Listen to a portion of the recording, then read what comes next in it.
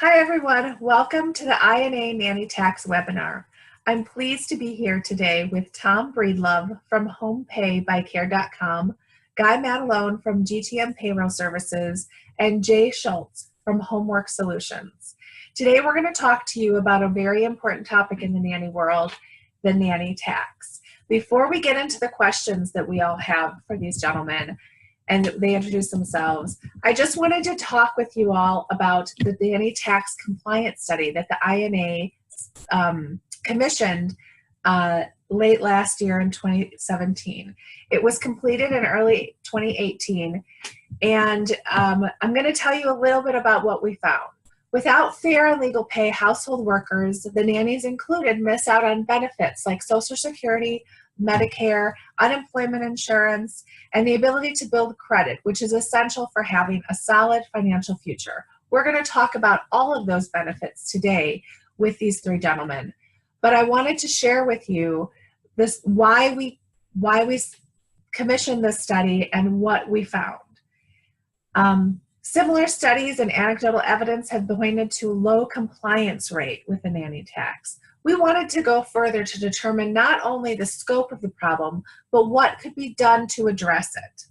The study's author, Brian Enard, is a respected economic consultant who focuses on tax policy and tax administration. Brian is frequently called upon by the IRS and congressional lawmakers to research issues around tax compliance in general. Brian used publicly available government data to estimate the number of household employers in the U.S., going beyond just those employing a nanny to include other professions like housekeepers, cooks, and home health care aides. By researching and including all parties impacted by the nanny tax evasion, we hope to have stronger talking points and a louder voice that will finally shed some light on this long overlooked problem. Our study found that the nanny tax evasion costs the federal government of the United States of America as much as $4 billion per year in uncollected FICA taxes, that's Social Security and Medicare. Keep in mind that just like matching contributions, the 401k, employers pay FICA taxes equal to the amount owed by their employees. Employers who choose to not pay this tax are refusing to contribute to an employee's retirement and other Social Security nets like Medicare. Despite rising wages at the top of the pay scale, compliance with the nanny tax has declined in recent years. This implies that those who can most afford to pay the nanny tax are choosing not to do so. Reasons for non-compliance include both a knowledge gap and inadequate enforcement.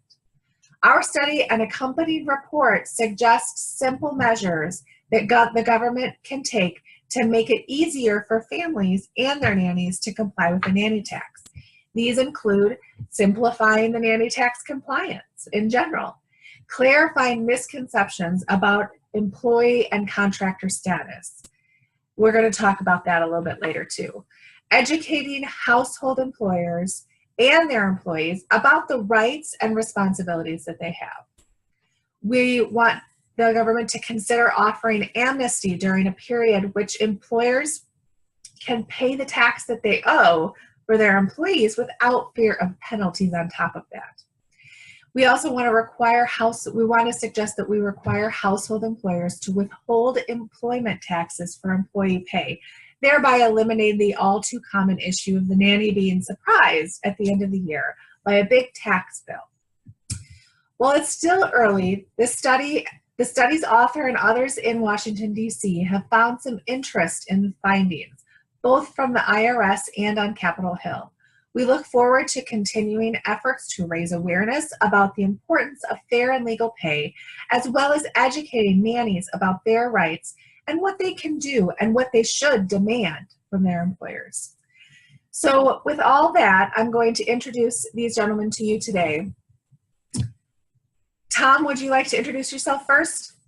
Great, thank you, Marcia. My name is Tom Breedlove, and I'm Senior Director of Care.com HomePay. So as Marcia said, our HomePay service has been around about 25 years, and we are now a wholly owned subsidiary of Care.com. So we support Care.com members, but also other members who may find who are working through an agency or find a nanny on their own. The HomePay service is really designed to make all of the compliance tasks simple and seamless. So everything that comes into play for compliance across tax filing, payroll, labor law, insurance, we take full accountability for that and make sure that that all the compliance obligations are met, and family and caregiver get all the benefits and the rights and protections that they deserve. So thank you for having me. Thanks, Tom. Thank you. And next, I'm going to have Guy introduce himself. Thanks, Marcia. I've been operating businesses that attend to household employment for more than 30 years. I'm the founder and CEO of GTM Payroll Services. I started the business in 1991 to help families comply with cumbersome payroll tax laws. Since then, I've helped tens of thousands of families reduce the risk and hassles of being a household employer through easy-to-use payroll, tax, and insurance solutions. GTM manages more than $1 billion in payroll every year, supporting more than 30,000 employees. I'm the author of How to Hire a Nanny, your complete guide to finding, hiring, retaining household help. In fact, I updated my third edition just last year in 2017. The book lays out the roadmap for legally hiring a nanny, determining wages, managing payroll taxes, and helping families be an overall more successful employer. Also this past year, I wrote How to Hire a Caregiver for Your Senior to help address the needs of increasing number of families seeking in-home care for elderly loved ones. I'm a longtime supporter of industry associations such as the INA and the APNA, as well as a number of other organizations that support children in our communities. I live in New York with my wife and 3 children, and we've employed household help for the last 20 years. I'm really pleased to be a part of this webinar, and I'm looking forward to the conversation. Hey, Jay, why don't you introduce yourself? Thank you, Marcia. As you said, my name is Jay Schulze. I'm the president of Homework Solutions. And for 25 years, Homework Solutions has really worked to simplify the payroll and tax filing process for families all across the country. We also believe wholeheartedly in empowering caregivers with the knowledge they need to obtain the fair and legal pay which they deserve, and to obtain all the benefits that come with that. Really excited to be here with you today to answer some questions and hopefully fulfill those 2 objectives of empowering both families and caregivers with the knowledge that they need to make this a successful employment relationship. Well, thank you. I am excited the 3 of you are here with me today to talk about this incredibly important topic. So I'm just going to jump right in and ask Guy a question. This is pretty simple. What taxes are the nanny family in charge of paying, and what is the nanny responsible for? Great, thanks for asking. Everybody generally knows that there's a Social Security and Medicare, of which when someone's paid gross wages, that they have to withhold Social Security as well as a Medicare tax and contribute to the IRS. The rules are if the family pays $2,100 in a calendar year, then they need to withhold 7.65% for Social Security and Medicare and from the nanny's pay, and then they need to match that as well. So typically, what you're looking at is a total contribution of family and nanny for the Social Security and Medicare tax. There's a personal income tax that also comes into play. And those are federal income tax, which everybody pays, a state income tax if you're in a state that requires a state income tax, and then a local tax if you're a local municipality that actually has a tax that you would collect. Most nannies and families agree to withhold these taxes from their payroll check each pay period. And the way that happens is that the nanny would complete a federal W-4 form, as well as their own state W-4 form. And on that form, they would select the number of allowances and their withholding status, and that would direct the family on how much it is that they should withhold based on how much gross wages are being paid.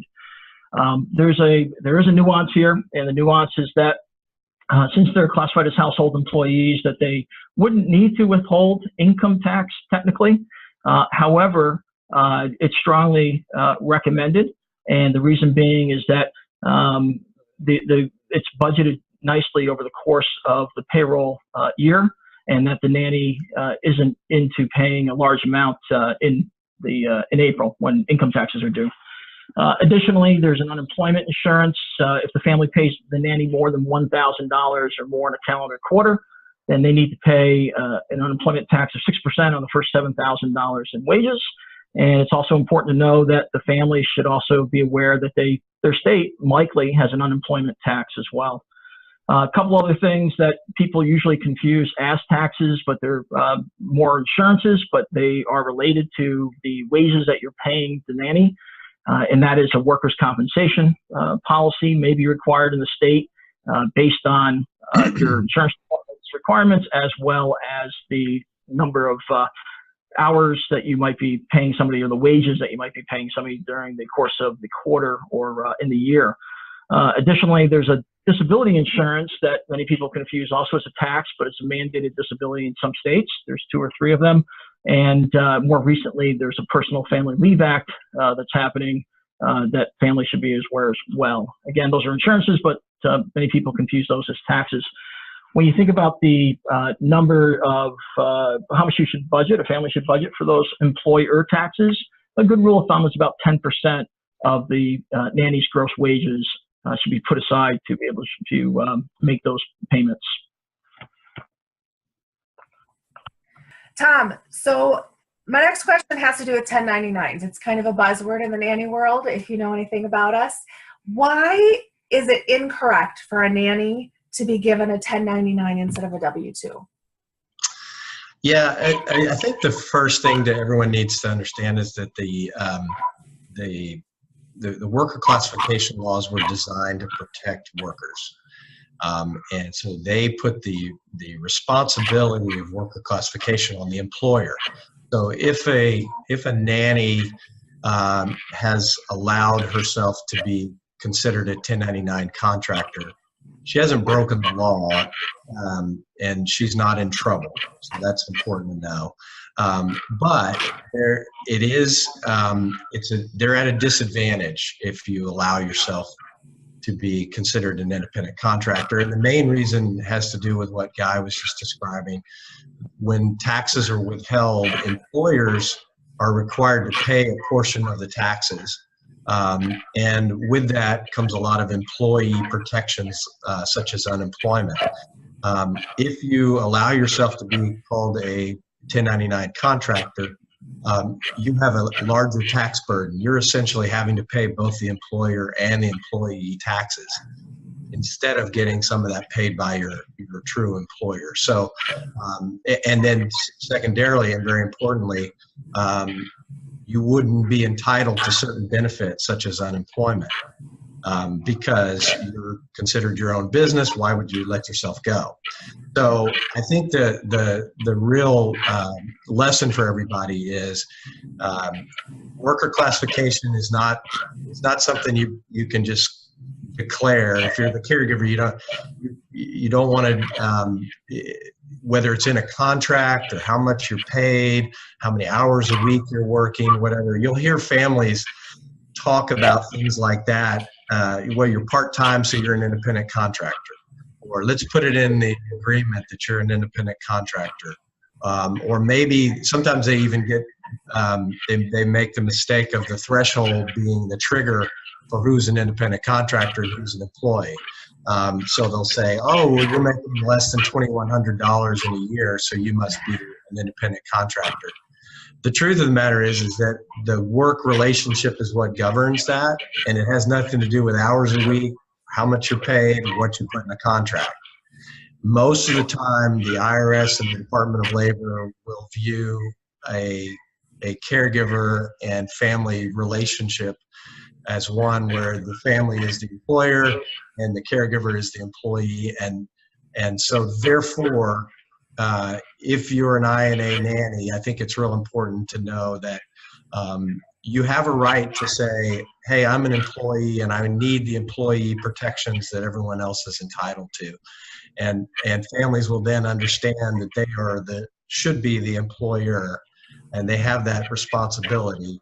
And when they do that, and we have the employer-employee relationship set up correctly, it actually protects the family, and it certainly provides a lot of protections and benefits for the worker. So all of us that are in this room we talk about this every day with families and caregivers, and it's a really important message, because if one of the just to throw a number out there, if a $30,000 a year nanny allows herself to be considered an independent contractor, she's going to pay well over $2,000 in extra taxes for the year. So just to put it in perspective, that's what it costs.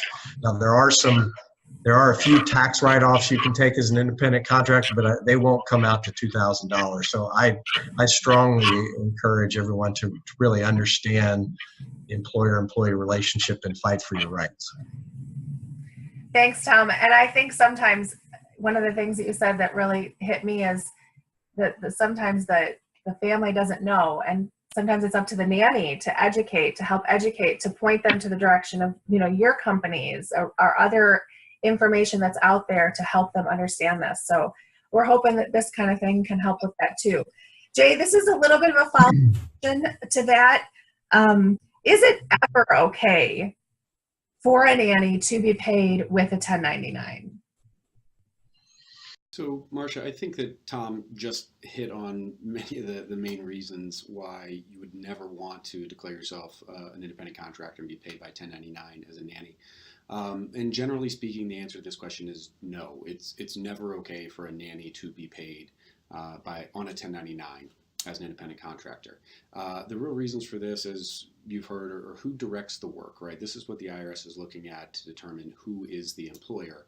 And this is all from the legal standpoint. Who directs the work? Who has financial control of the situation? Who sets the schedule and the hours that the employee works? Is the employee allowed to subcontract things out?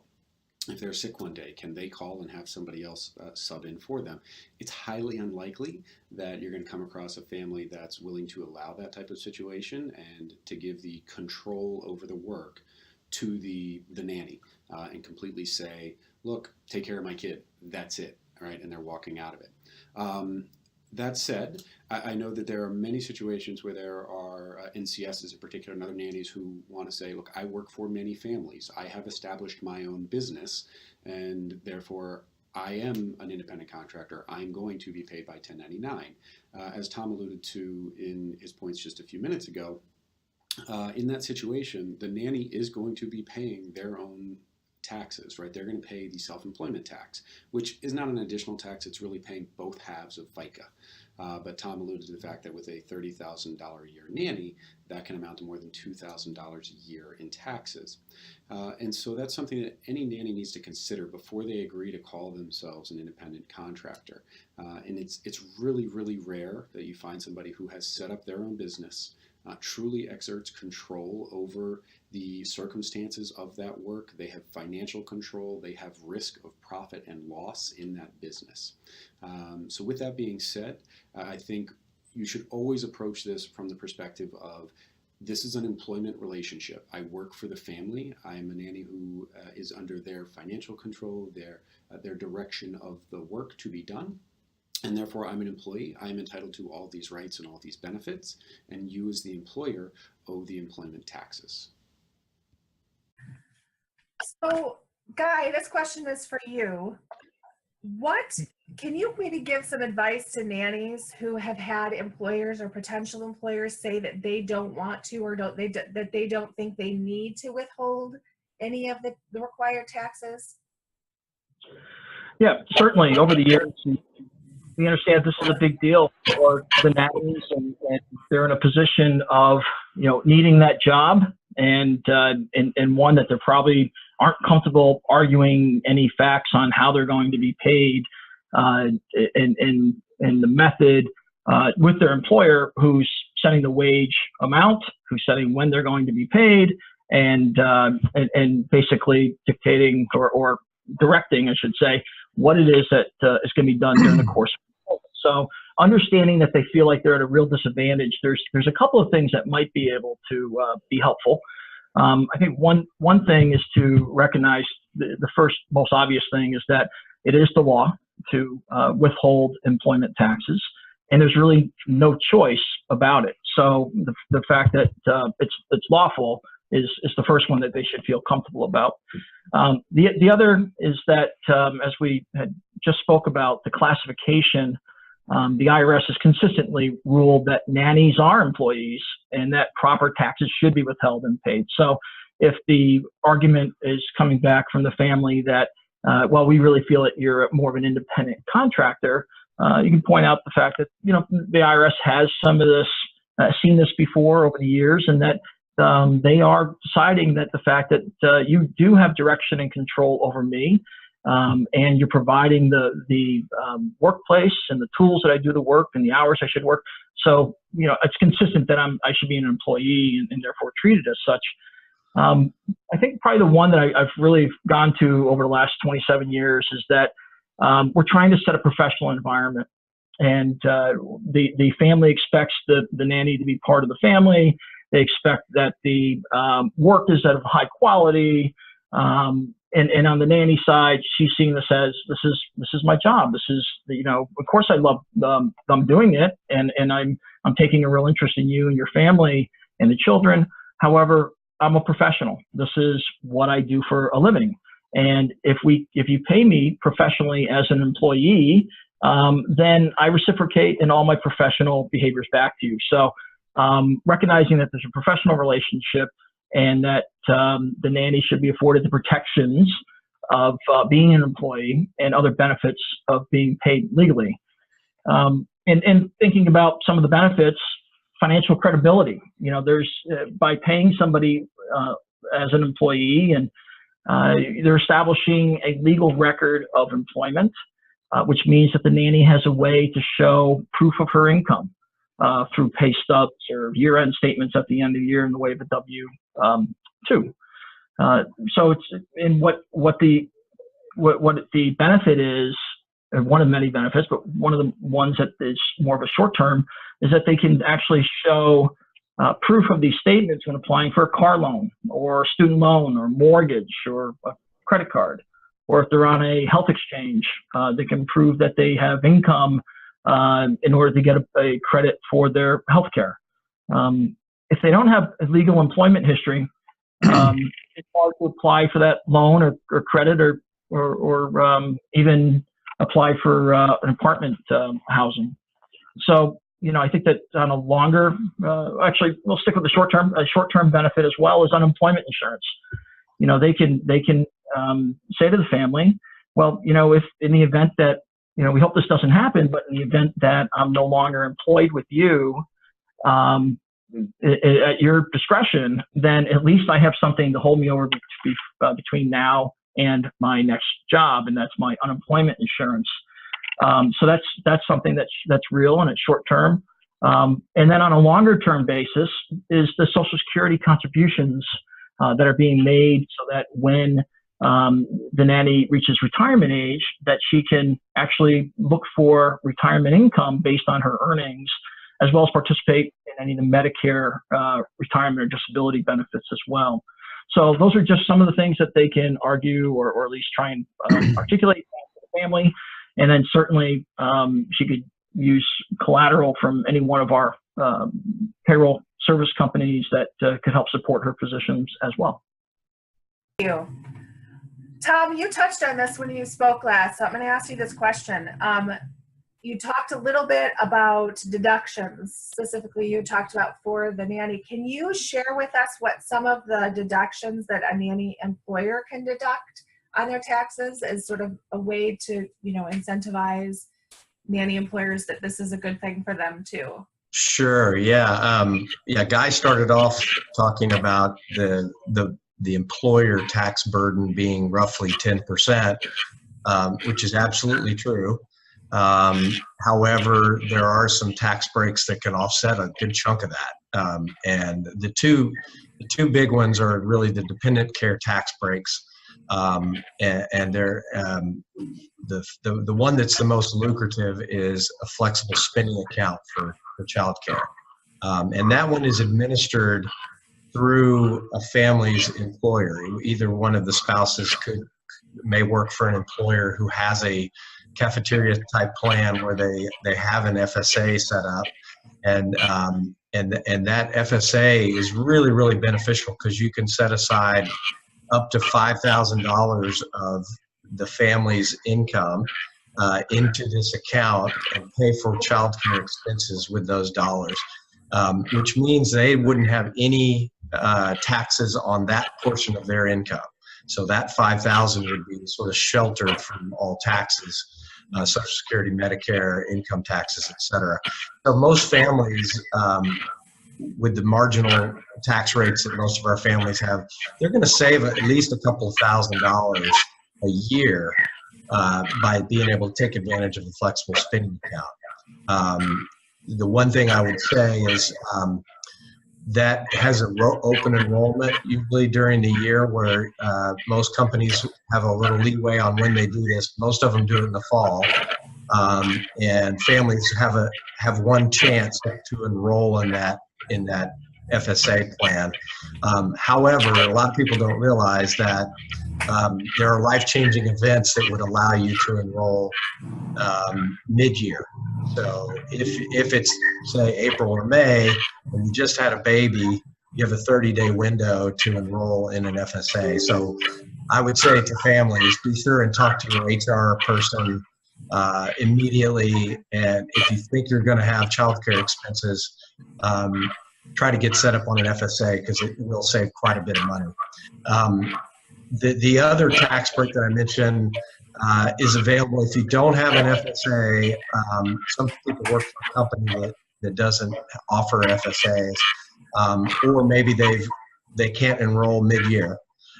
You can still take advantage of the child care tax credit, which is Form 2441, and that allows you to itemize up to $3,000 per child, and then you would get a tax credit on those itemized expenses. Usually, families are going to max out at 20% tax credit.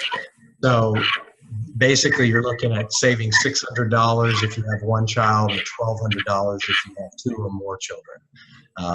So that's the cap is $3,000 per child, $6,000 per family. So you multiply that by the 20%, and that's where you get the $600 or $1,200. A couple of notes: in order to qualify for these tax breaks, both spouses must work or be full-time students. So that's called the work-related test. You have to need care in order to work or be a student. And the other thing is the person receiving the care must be under the age of 13 or physically or mentally unable to care for themselves. So it has to be a true dependent, if you will. So, but as long as those conditions are met, I think one really important point for employers, over the years, I think everyone has kind of gotten numb to tax deductions because typically, at least a lot of our families, they reach the alternative minimum tax, and they'll say, "Oh, I don't get to take advantage of any tax breaks." The truth is that all these dependent care tax breaks I've mentioned are not subject to AMT, to the alternative minimum tax. So everybody, regardless of income, can take advantage of these tax breaks. Okay, that's great. That's great information. Thank you, Tom. Mm-hmm. Today, I'm gonna come to you for this next question, and let's turn the tables here. What is it that a nanny who is paid correctly, with a W-2, what can he or she deduct on their taxes? Well, thanks for the question, Marcia. So basically, a nanny can deduct the same things that any other employee can deduct from their personal income when filing their tax return. One thing in years past, many people talked about the ability to deduct unreimbursed business expenses to the extent that they were ordinary and reasonable for the work that they do. That's actually something that's being eliminated in 2018 and going forward with the new tax law. So that's something to make people aware of, so they're not planning on being able to deduct every little expense that they've had as a nanny. Beyond that, the things that everybody can deduct are, healthcare expenses, interest paid against loans, mortgages, all of those things, but they don't directly relate to your employment as a nanny. So what's important for a nanny to think about here is they are an employee. Right? They obviously should speak with their personal income tax advisor to talk about their situation, to make sure they're having enough withheld from their taxes each year. But what they should be thinking about are, what are the reasons I want to be paid legally? What are the tax credits that I want to be able to claim? I'm going to need proof of income in order to claim these expenses. Things like childcare tax credits, right? Many nannies have their own childcare expenses, and in order to claim a tax credit against that for their own children, they're going to need documented income. Same thing with healthcare expenses, right? You can't take a tax credit or a tax deduction if you do not have income to offset that against. Beyond that, as you've heard, all these various reasons for wanting to be paid fair and legally is having a W-2 so that you can prove your income for things like loans and all of that. But in terms of tax credits, tax benefits, really the focus for a nanny should be just saying, I'm an employee. These are the traditional tax benefits or tax deductions for every employee that are out there. Speak with your personal income tax advisor about your exact situation. Thank you. Guy, I'm going to come back to you for this question. Do nanny employers have to use a payroll service to pay taxes legally? No, I think we all wish that they would, but certainly there's a requirement to use a payroll service, and they can certainly go ahead and do it themselves. I guess, in fact, for do-it-yourselfers, GTM offers a complete guide to household payroll on the website that walks families through doing it themselves on a very step-by-step basis. So there are certainly ways they could do and manage this on their own. I think there's a couple of benefits that are important to understand. There's certainly a time savings when you outsource it to a payroll company like ours. The IRS estimates that it takes 60 hours a year for families to comply with all federal and state tax laws, and that's time better spent doing things that you enjoy. There's the details. As we're describing today on this webinar, there's plenty of nuances to household employment in different families. Domestic Workers Bill of Rights are becoming more and more popular in the states to dictate how often a nanny is paid, the minimum amount of paid leave, written policies, and more. Workers' compensation coverage requirements vary. Minimum wage and those amounts vary state by state, and then when it's necessary to pay overtime to someone who might put a certain amount of hours in the day or for the week. And then there's certain nuances when someone's living in the family's home and what their compensation should be, and then certainly when they live out and what are those situations. Paid family leave rules like the recent one enacted in New York State may also apply to families that employ nannies. And it's important to have an advisor that can help you navigate those types of things. And there's many more other reasons, but we find that many families that use our payroll service save a lot of time. They don't have to deal with the hassles of processing the payroll, providing a payroll stub to their nanny, remitting the taxes, and making sure that they file everything by the end of the year on a timely basis, including the W-2 that's required to give to the nanny. It gives them the peace of mind knowing that their nanny taxes are being done right. And for our firm, we're also an insurance brokerage, so we can handle their workers' compensation insurance right here in one simple telephone call. Easily provide things as well, such as health benefits. So there's a lot of benefits to outsourcing it to an advisor that can provide this, but back to your first question, it's not required that somebody uses a payroll company. They can certainly do it themselves, but we find the families that do invest in a service and an advisor are certainly saving more time and having more peace of mind. Thanks, Guy. Tom, back to you with this question. So what does a nanny do if she gets to the end of the year or the beginning of the year and her employers don't give her a W-2? Yeah. Yeah, good question. This is a question that we get quite a bit in, January, February, March for sure. I usually tell nannies that step one is to try to reach out to their employer and make sure that this wasn't just something they forgot or overlooked, and particularly if it's the current employer and they want the relationship to last. You really need to be communicative about this. Families are busy and they're people, and they're like all of us. They don't really like taxes, and it's very easy to say, hey, we haven't really talked about this tax stuff, but I need a W-2, or you planning to get me one, and start the dialogue. And then families can easily catch up with a service like any of ours, and that happens quite a bit, actually. But then there's also situations where the nannies may have worked for the family during the year, but no longer works for them, and it's not always easy to maybe the relationship didn't end real well, and it's not easy to have that discussion. It's still the employee's responsibility to make sure that the employer has the correct address. Sometimes the families might lose the address and not be able to send the W-2. So if you left a family during the year, I usually tell nannies, if end of January comes and you still don't have a W-2, make sure that they've got the proper address so that they can get you a copy of your W-2 like they need to.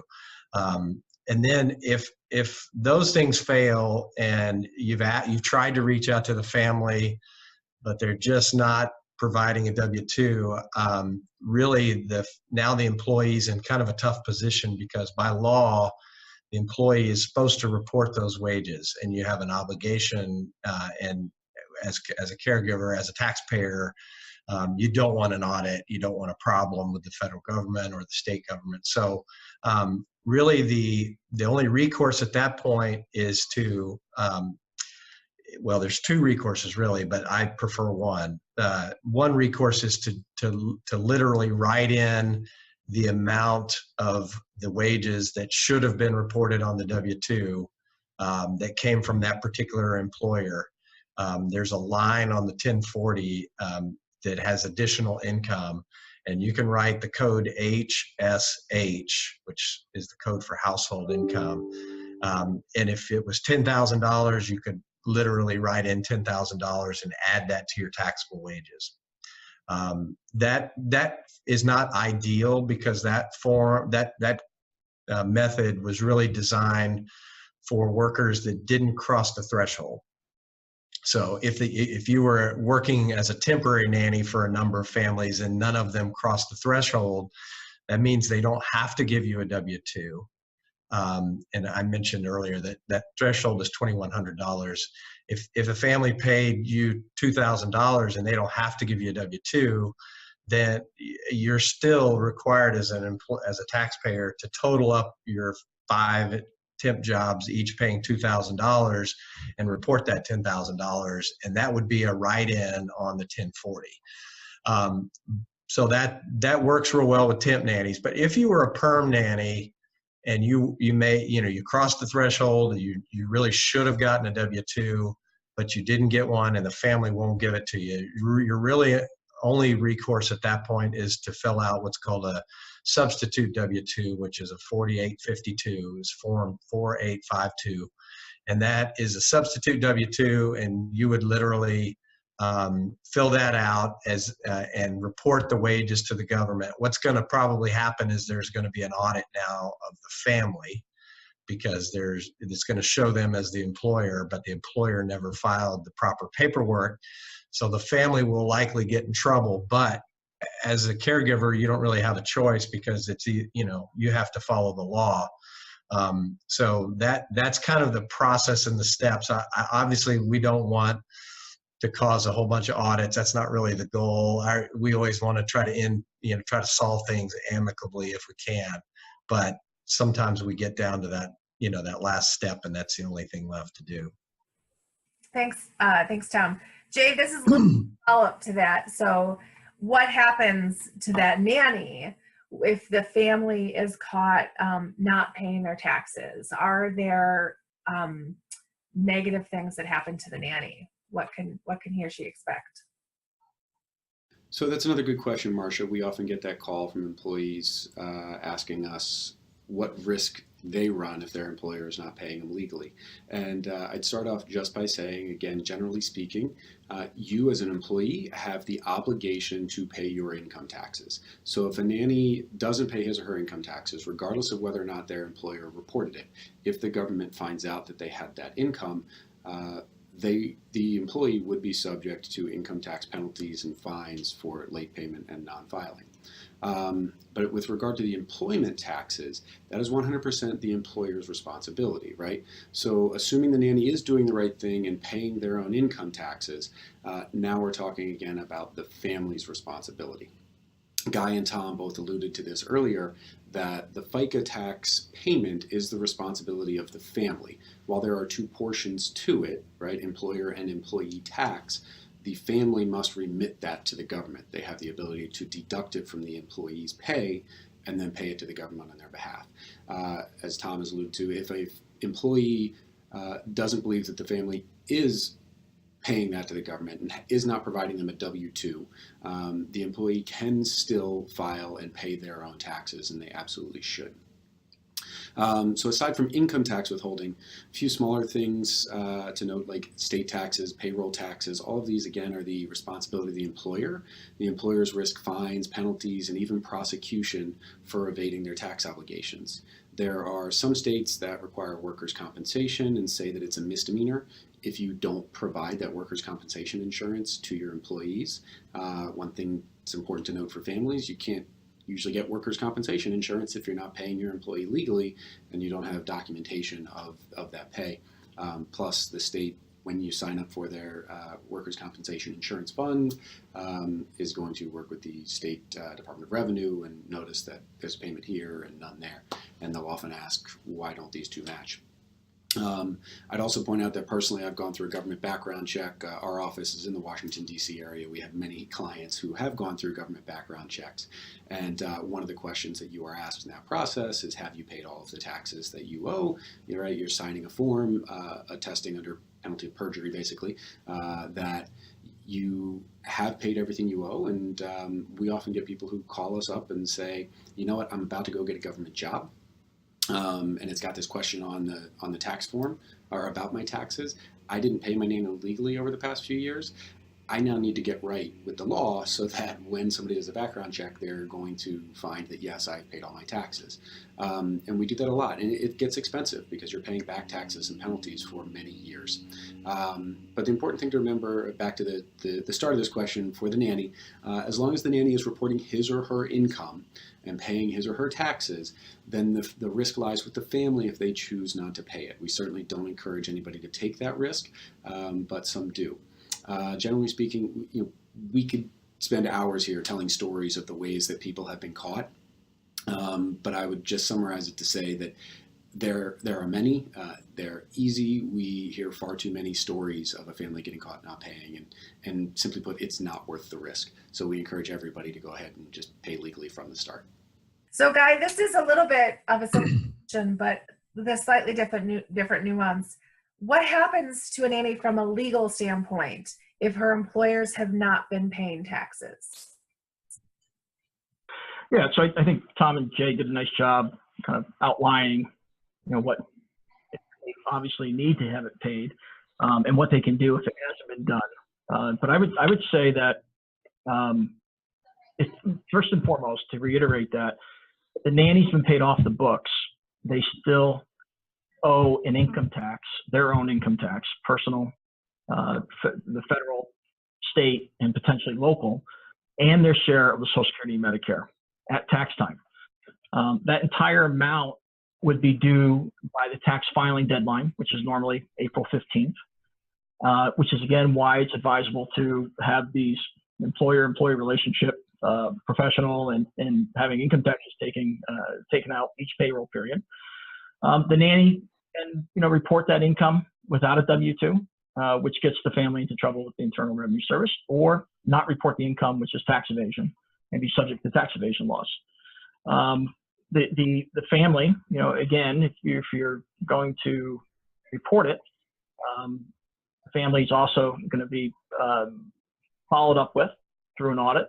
They could also be subject to the tax evasion laws, as well as the penalties and the payment of back Social Security and Medicare taxes, penalties and interest upon that determination, that audit determination. So from the nanny's legal standpoint, she's no different than any other United States taxpayer in that she would be subject to those tax evasion laws that have various penalties and severity based on where the government's position is at this time and period. So highly advisable that they advocate for themselves, they have a professional relationship set up an employee-employer relationship, and have those taxes withheld in the event that they don't. And they certainly should report it on their personal 1040 tax return. Great, thank you. I think we covered that very well. Thank you all for that very important topic. So Tom, I'm going to go back to you and ask the question about, so families oftentimes have companies that they employ a lot of different employees for. Can a nanny be paid on the family's payroll, the family's company payroll? Yeah, great question. From the nanny's perspective, it's not her responsibility to do this correctly again. So if you are a nanny and you've been paid on a company payroll, you don't need to stress about it. However, if you're the family and you have a company and you're putting a domestic worker on your company payroll, that is an issue. And the main reason it's an issue is because there is a payroll tax deduction for payroll expense that companies are allowed to take. But in order to do that, everyone on that payroll line item has to be a direct contributor to the success of the business. And the IRS has ruled that a domestic worker is not a direct contributor to the business, but instead a direct contributor to the household. We actually had a case not too long ago where a female CEO in California, argued that her nanny worked in her corner office and took care of the child while she was running the company. And she was absolutely imperative to the business because she wouldn't have been able to run the company without that nanny, which is a great testament for the importance of nannies. But the judge said, well, that's all great, but that's still your personal employee. And so it cannot be reported on the company's books. You cannot take a tax break on those wages. And so they forced her to amend all of her company tax returns and move the nanny's wages over to her personal tax returns. She had to amend all her personal tax returns. So it was a huge mess and a pretty expensive problem and oversight. I don't think that she was malintended or anything. I mean, she was willing to pay legally. It's just she just thought it would be easier to throw her on the company books. And the truth is, if you have an accountant or somebody or payroll, system set up, you could certainly handle it through that entity. But I would keep the book separate, and you have to report the wages separately. And that really comes back to that personal employment scenario. And so that's really the issue with the company. There are two types of business entities that can report wages paid to a domestic worker. It's a sole proprietorship and a for-profit farm. But every other type of business needs to keep those reports, wage reporting, separate, and really keep two sets of books. Great, thank you. Mm-hmm. Jay, I'm going to come over to you for this question. I think it's pretty common knowledge within the industry, but maybe not, that not all accountants really understand the nanny tax. So how should a nanny handle it if a new or potential employer says, but my tax accountant told me that I should be paying you a 1099? So it all comes back to that 1099 question, right? It always does. We all hear that all the time, all day long. We get into this worker classification question with families and with employees. And again, almost across the board, it's an employment relationship. This is an employee. So an excellent question here, though, with respect to another financial professional, a CPA, saying, oh, it's okay, just do it as a 1099. We have conversations all day long with CPAs where we're helping them understand exactly what's going on here and what the letter of the law is, and what the IRS has consistently ruled in terms of worker classification. So it can be difficult for an employee, right? You've got your employer's financial professional giving them advice, and they're trained in this space. And you're saying, how do I counteract that? Well, my first answer would be, tell them to call us, right? Tell them to call one of us on this phone call, because we have so much practice having this conversation. We're happy to talk to not only the family, but to talk to the financial professional and to help them, again, understand this small piece of the law that talks about household employment and how the Fair Labor Standards Act, holds that this is an employment relationship, it's an hourly wage. So many times people think I pay my employee a salary. Lots of that we can help the family and the CPA understand a little bit better. And once we have that conversation with them, after about 5 minutes, things start to fall into place, and it doesn't become such a debate anymore about, well, I'm not going to provide you this benefit, or I'm not going to provide you that, I'll only pay for this one. They realize that, yes, they are an employer. They are responsible for everything that comes with being an employer, from FICA tax payments to unemployment insurance, and paid family leave rules, all of that, paying minimum wage and overtime requirements. All of that is part of the package that you as an employer are entitled to. So if your employer tells you, my CPA said to pay you as a 1099, tell them to call one of us.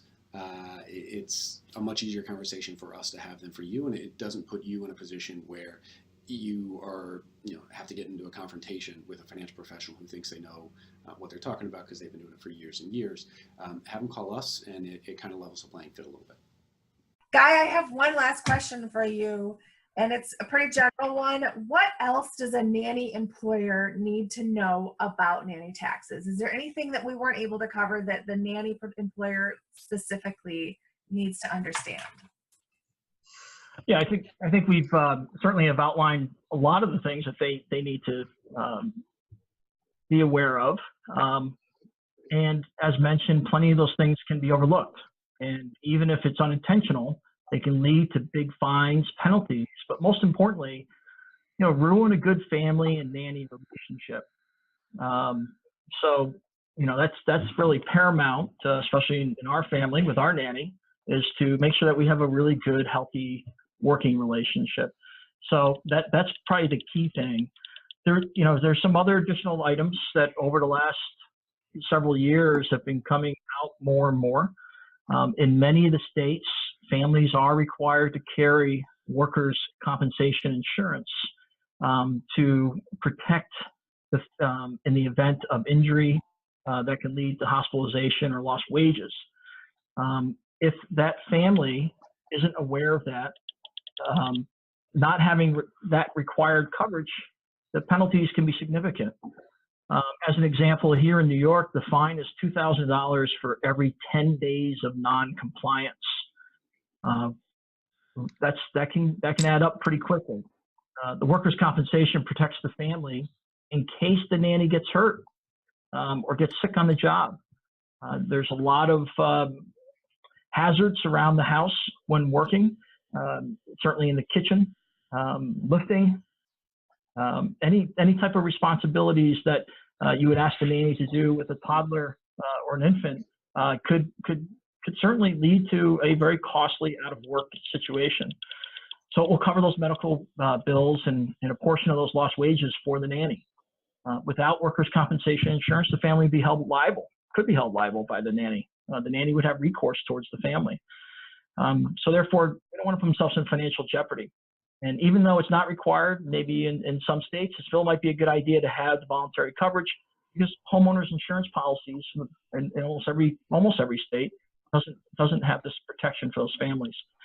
And that's something that we do. We help our clients obtain quotes and set up coverage and handle audits and claims, and making sure that those policies stay intact. I think additionally, what was pointed out a little bit earlier is that families can take advantage of some tax breaks when deciding to pay legally. And the dependent care assistance plan, or the FSA at the employer's job, the family's job, can help pay for or offset some of the child care taxes that come when paying the nanny legally. And alternatively, the child dependent care tax credit can also reduce the tax obligation for a family who doesn't have that at their employment. So I guess in summary, I would say that we have covered a lot of things today, but just remember, there's plenty of things that can be overlooked, and even if it's unintentional, which I know many of the families it's new information, it really doesn't matter. There's big fines, penalties, and most importantly, it's going to ruin that really good family-nanny relationship that you're striving for. Yeah, thank you. That's a very important point.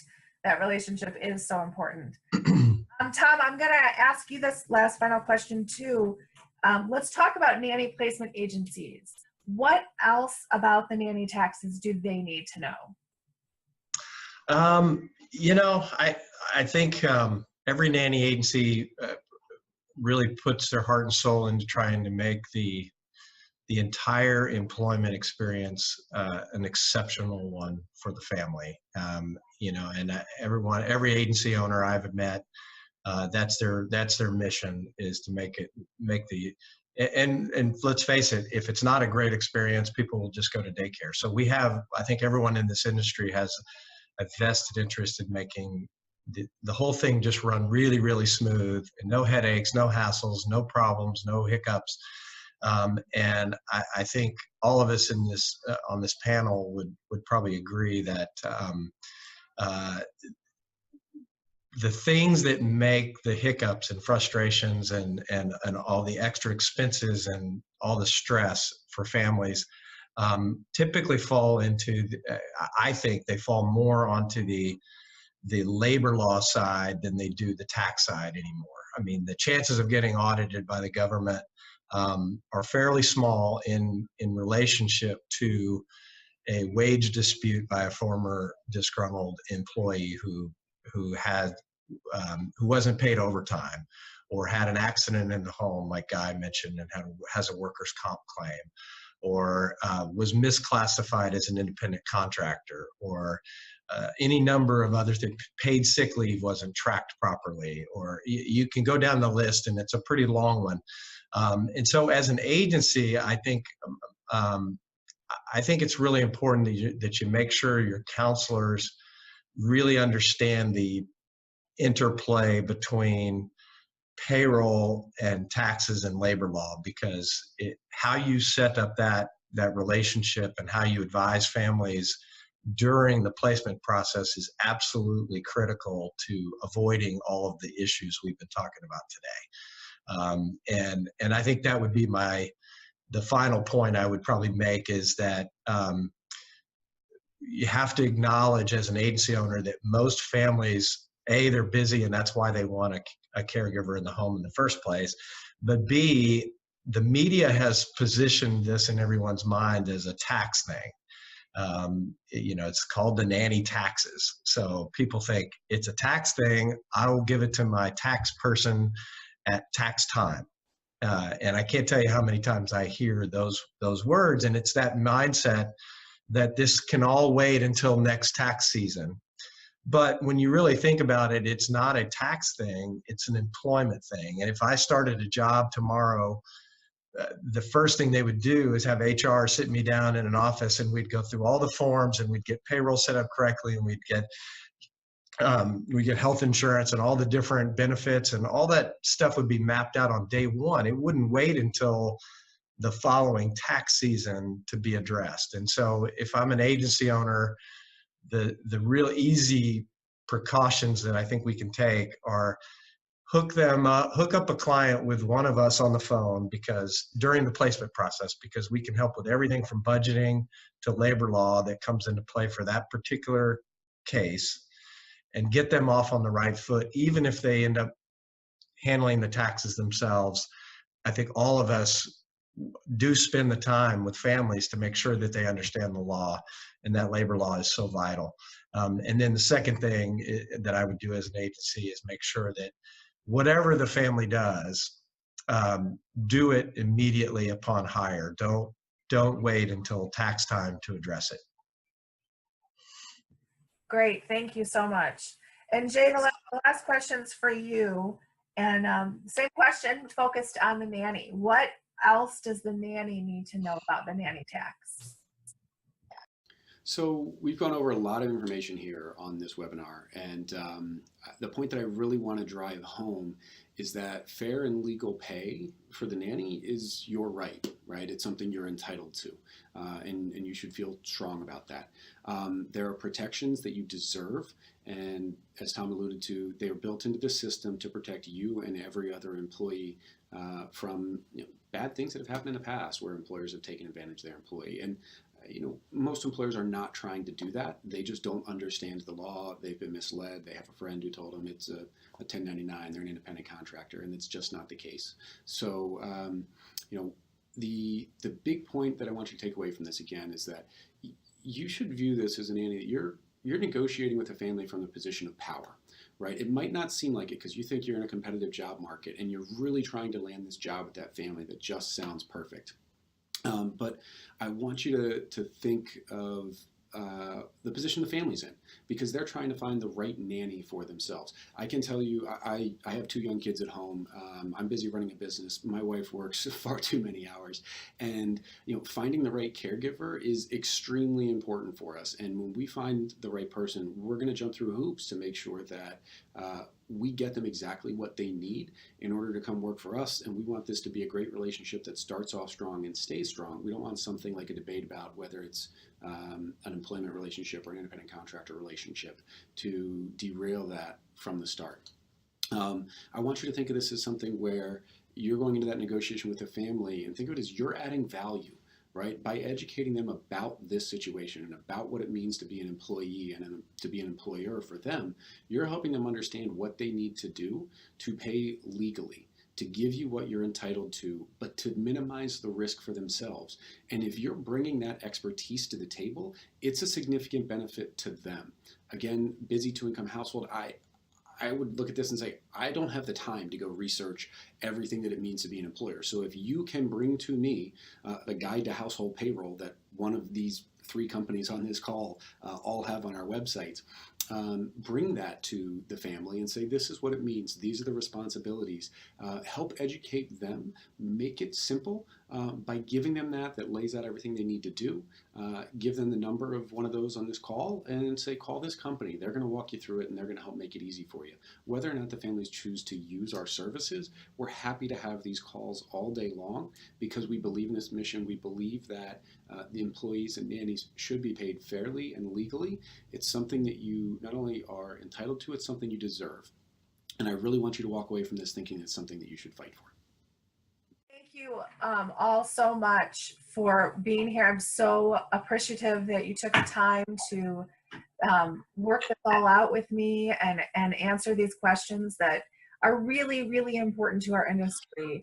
And I love that we could all come together and do that.